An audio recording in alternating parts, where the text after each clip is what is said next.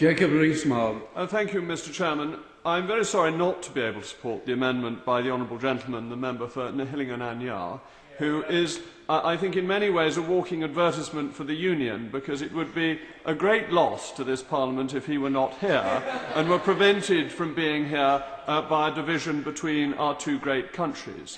I'm deeply concerned about the new clause that he has proposed, because I think it is partly creeping republicanism, partly an attack on property, and partly a subsidy to Scotland from the poor, hard-done-by English taxpayer who has really had enough of this and wants a little bit of money to creep back south of the border from time to time.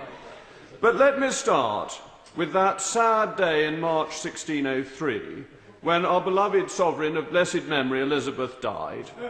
When she died, James VI was hailed as James I of England. And we had a mystical union of the crowns, a mystical union that has remained true through not only world wars but civil wars, something that has brought our peoples together. And we come together as peoples in the crown. And of course that was developed later, and in the Act of Union in 1707 we came together as a crown in Parliament. And anything that attacks the crown, that undermines the crown, is something that we, representing one part of the crown in Parliament, one part of that great system of government that we have, should always be very, very careful about. And when we consider, of course I'll give way. Gentleman's history lesson is very interesting, but I'm not quite sure how he sees this as an attack on the Crown, since the Crown Estate's money doesn't go to the Crown, it goes to the Treasury. It was signed out to the Treasury many years ago in exchange for the civil list. There's no attack on the Crown here. It's just how the money is used and how we get better deal for our coastal communities. Extremely helpful intervention, because it misses a rather key point, and he may therefore wish his colleague, the honourable gentleman from Nihilingam, to withdraw the amendment, because the Crown Estates have not been given in perpetuity in exchange for the civil list. They are given reign by reign.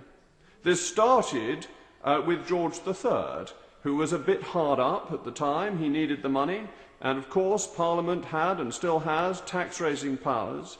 And in exchange for the Crown Estates, he accepted the civil list. This continued, of course, in the reign of George IV, of William IV, of Queen Victoria, of Edward VII, of George V, the brief reign of Edward VIII, of George VI, and continues now during the reign of our most glorious sovereign. But it is done reign by reign. It is not a permanent settlement. And therefore anything that undermines or changes the Crown Estates should be done with the greatest caution, because though I hope this day never comes, if we were to have another sovereign, that sovereign would be entitled to claim the Crown Estates for himself. And therefore, if we have done things that take it away, we would in fact have broken the bargain that was made in the reign of George III and has been renewed in subsequent reigns. So I think we should be extremely wary of interfering with a system that has worked very well. But I also want to dwell on the point, Mr. Chairman, of the attack on property rights, because property rights are the fundamental basis of a free society and the rule of law. Now, I know some honourable members like me to dwell on history occasionally, but we know that rights of property have been established in this country since 1189. This country. England, which is where we are talking. And these rights of property, established in this country, in England, have been passed to Scotland by the benefit of the Act of Union. And therefore you benefit, and this is well established, that the combination of parliaments, the inheritor Parliament, this Parliament, takes the two parliaments before and merges their benefits together. So the rights of property that we enjoy are the foundation of our free society. Of course I give way, lady. I declare an interest to the honourable gentleman as a member of the Law Society of Scotland. But I would point out that there have always remained a very distinct property law system in Scotland, and in fact a property law system which was the first in the world to actually have a public register, but the system still remains distinct to this day. I absolutely accept that Scotland has its distinct characteristics, which are in many ways extraordinarily admirable and worthy and have the full support of people who support the Union. It's not to have an homogenised United Kingdom, because I've never been a great believer in homogenisation, whether it be of cultures or of nations or even, for that matter, of milk. But it is important to recognise the rights of property, and what the honourable gentleman's amendment seeks to do is to confiscate the revenue that would come to the Crown estates and take it for local communities, whoever they may be. Now, I always think you should treat... Of course I'll give way. Giving way, but his amendment doesn't do that. All his amendment does is transfer the power of direction to the Crown Estate from the Scottish Secretary to a Scottish Minister. That's why I think his amendment is defective, because it doesn't take the property out the seabed and give it to local communities. Well, I thank the honourable friend for his intervention, but I listened carefully to the honourable member, the member for Nahillingan speech, and he made it clear that the intention underlying this new clause was to undermine the rights of property. And that's why it's so dangerous, because actually the money that comes from any wind farms that may be put offshore in Scotland belongs to the Crown Estates.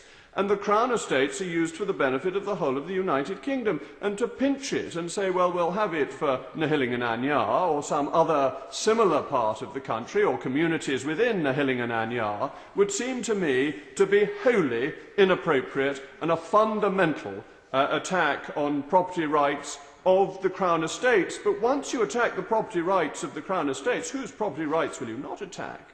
If you attack those of the highest in the land, what protection will there be for anybody else, for the person in his humble cottage? If you attack the Crown, then the person in a humble cottage will feel the threat, the hot breath of rapacious socialism bearing down upon him, not feeling in the least bit safe in the land that he owns. Of course I'll give way.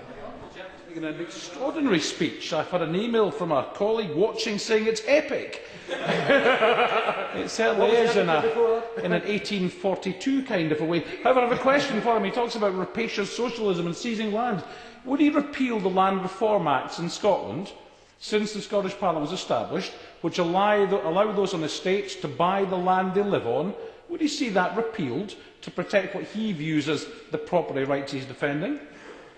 Had I been a member of this Parliament at the time, I would have opposed leasehold reform. I thought it was an outrageous attack on property rights, and I would have taken the same view had I been a member of the Scottish Parliament at the time. I think property rights are of overwhelming importance, and that this clause is genuinely dangerous in seeking to undermine them. And as I was saying, the 3 points of opposition to this are the attack on property rights, the attack on the Crown, that mystical union of crowns that we have had since 1603, and this loss of revenue for the English.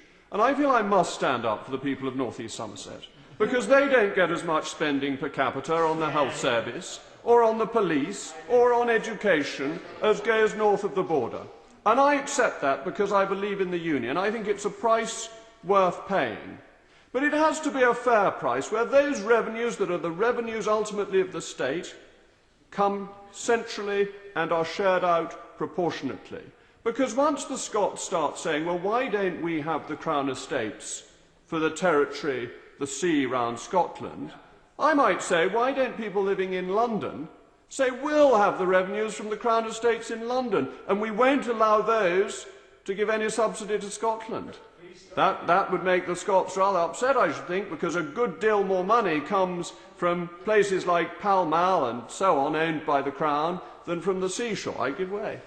It was not one I had taken to be a fan of Scottish independence, but I will clearly have to review that given his latest utterances.